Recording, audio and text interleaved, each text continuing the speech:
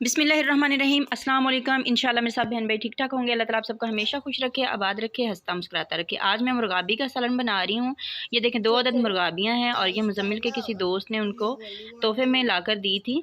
तो ये फ्रीज़ हुई हुई हैं। इनको अब हम साफ़ कर लेंगे और इसका गोश्त बना लेंगे। इसके बाद मैं आपको दिखाती हूँ कि हमने किस तरह से सालन बनाया है। तो बिस्मिल्लाहिर्रहमानिर्रहीम। यहाँ पर देखें कढ़ाई को मैंने चूल्हे पे रख दिया है और मुर्गाबी का जो गोश्त है उसको बना लिया है। उसको अच्छे तरीके से मैंने धो दिया था और 10 से 15 मिनट मैंने उसको सिरका लगाकर रख दिया था। उसके बाद दोबारा से मैंने उसको वॉश कर लिया और यहाँ पर हम इसमें थोड़े खड़े मसाले डालेंगे।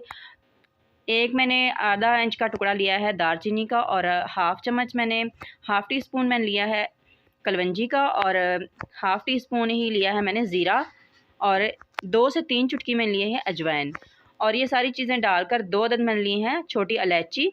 इनको थोड़ा सा हम फ्राई करेंगे और इसके बाद हम इसमें डालेंगे प्याज मैंने एक ही लिया है मीडियम साइज़ का, इसको हमने दरमियाना साइज़ का काट लिया है।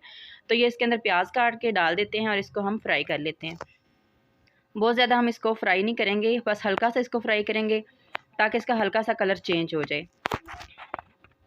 तो इसको हमने थोड़ा सा फ्राई कर लिया। अब हमने इसमें डाल देना है लहसुन अदरक का पेस्ट 1-1 चम्मच और मैंने 4 अदद हरी मिर्चें ली हैं और इनको भी इसके साथ ही पीस लिया था। तो ये भी इसके अंदर डाल देंगे और अच्छी तरह से हम इनको 2 से ढाई मिनट तक अच्छी तरीके से फ्राई कर लेंगे।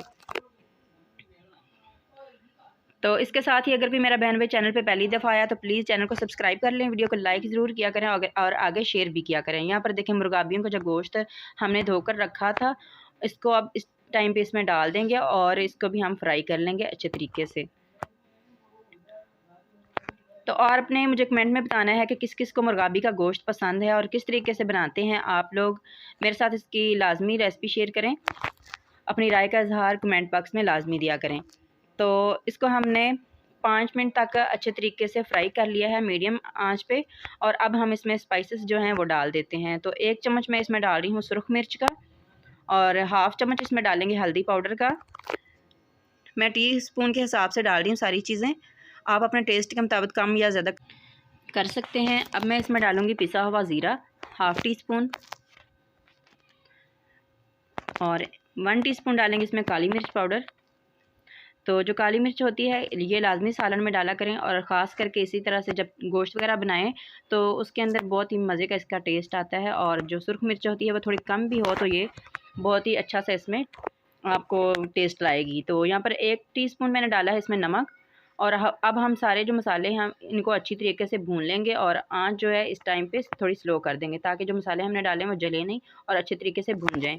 और ये जो मुर्गाबी का गोश्त होता है इसमें टमाटर नहीं डाला जाता क्योंकि मुर्गाबी के गोश्त में खटास होती है और ये सर्दियों के मौसम में ही बनाया जाता है क्योंकि इसकी तासीर जो है बहुत गर्म होती है, तो इसलिए ये ज़्यादातर सर्दी में खाया जाता है।